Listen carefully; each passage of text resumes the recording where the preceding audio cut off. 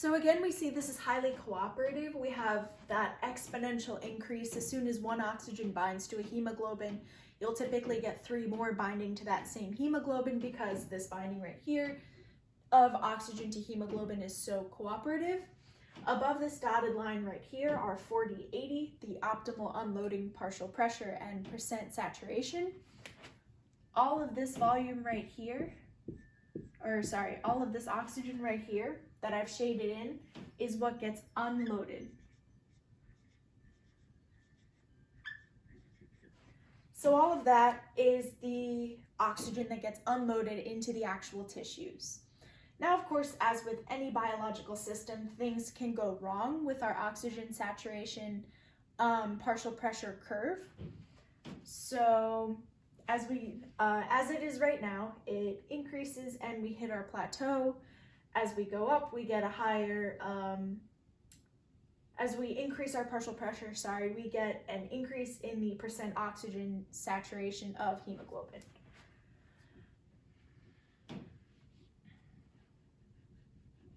So as I have over here, we can either shift the curve to the left, like that, or shift the curve to the right. Sorry, that should be at the same height. Shift the curve to the right, like that. Oops. So when we shift the curve to the right, let's look at this from a conceptual standpoint. If we look at the partial pressure of oxygen, it takes a much higher partial pressure of oxygen to get the same percent saturation that we see for to get the same saturation that we see for a lower pressure in normal circumstances. So this is not good. This means that in order for oxygen to bind to hemoglobin, we need a lot more oxygen in order for that to happen.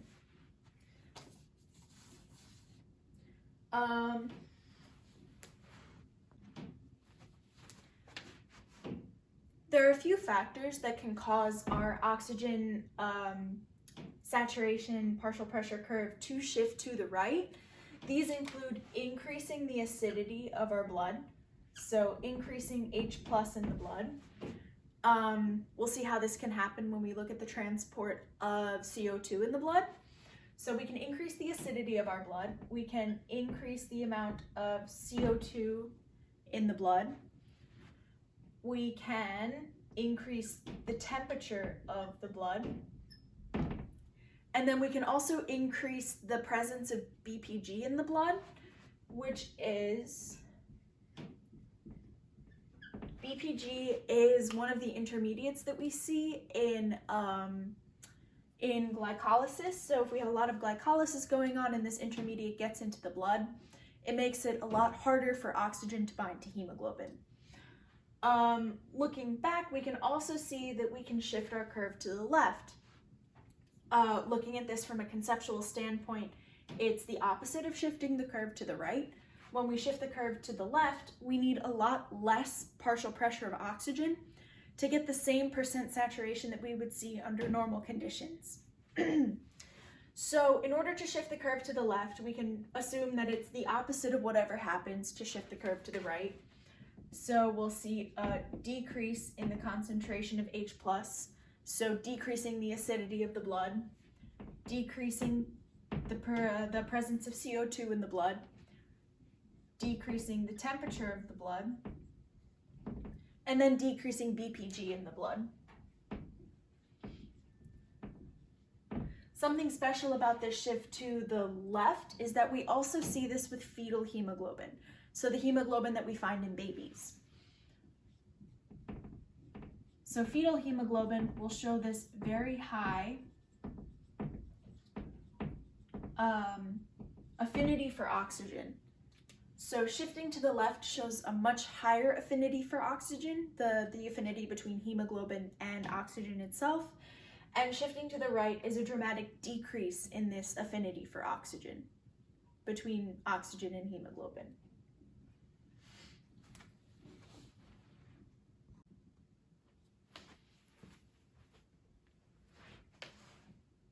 So I'm sure all of you studying for the MCAT right now know this equation very well. This equation looks at the buffering of the pH of the blood, but it also shows us how CO2 is transported in the blood. Most of the CO2 transported in our blood isn't transported as CO2 at all. It's transported as bicarbonate, which we see on the other end of our equation over here, HCO3 minus. So the way that this equation works is we have H2O and CO2 in our blood. When these two come together, they are converted into carbonic acid, or H2CO3, by carbonic anhydrase. So this is an enzyme.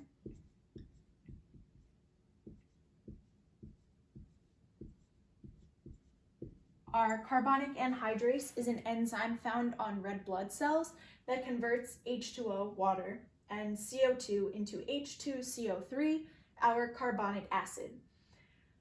From the form of carbonic acid, we will see dissociation from H2CO3 to H plus HCO3 minus. This HCO3 minus is our bicarbonate, and this is how we see most of our CO2 in the blood. So this is referring to how most CO2 is transported.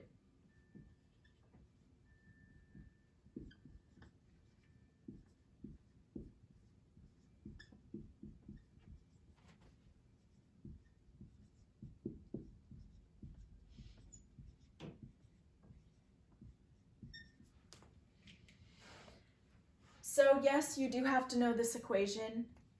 The reason being that a lot of different things that we alter in our system can affect this balance, as this balance is used to regulate the acidity of our blood. So we see H plus on this side over here.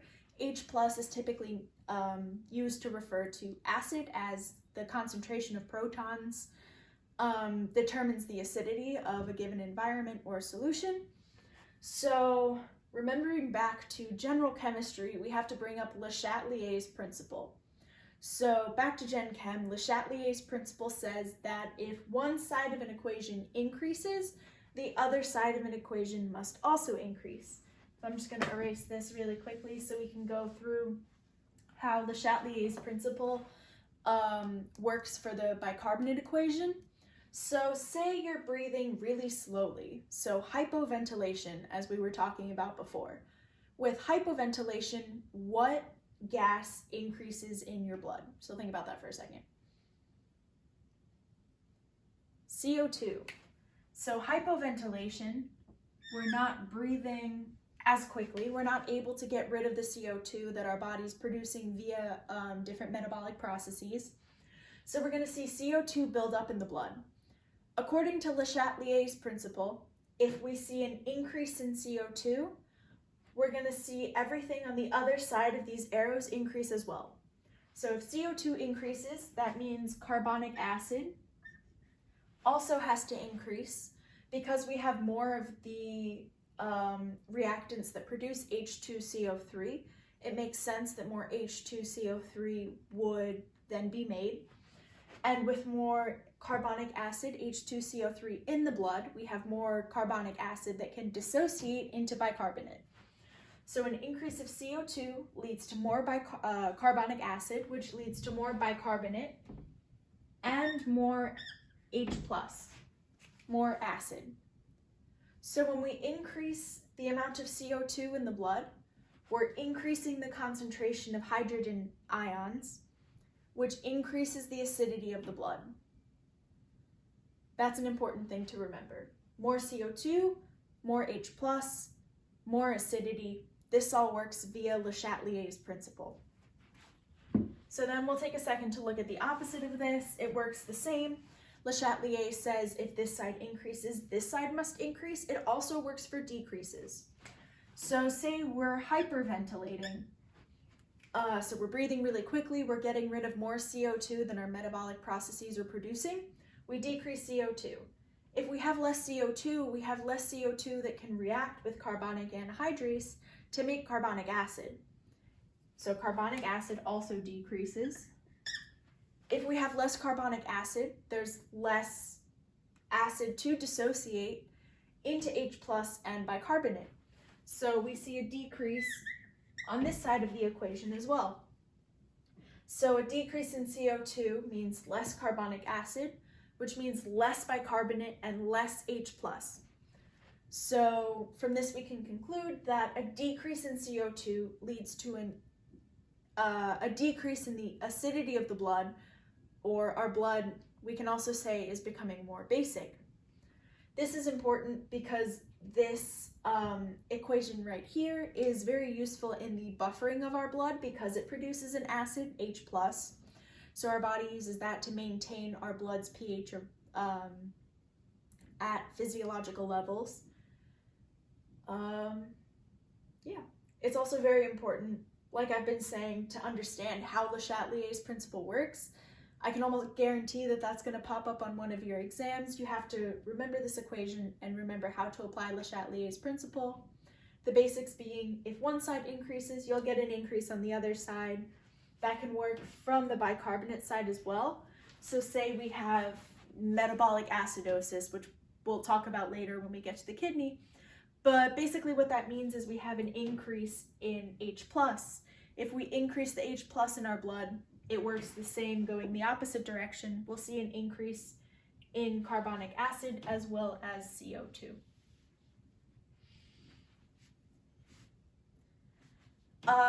One more thing before we move on to the next thing. So I mentioned that CO2 is mostly transported in the form of bicarbonate. This is soluble in our blood, so we can transport it pretty easily. So most CO2 as bicarbonate.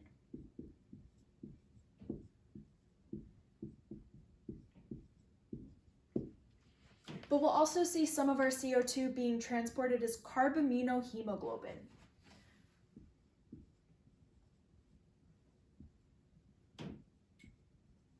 Carbaminohemoglobin.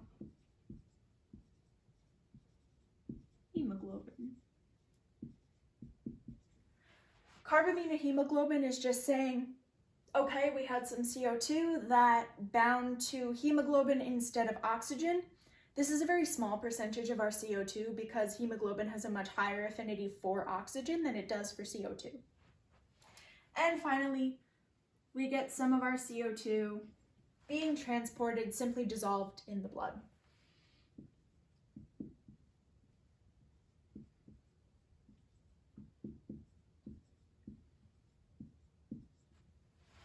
And this is how CO2 gets transported through the blood, either as bicarbonate, carbaminohemoglobin, or dissolved in the blood.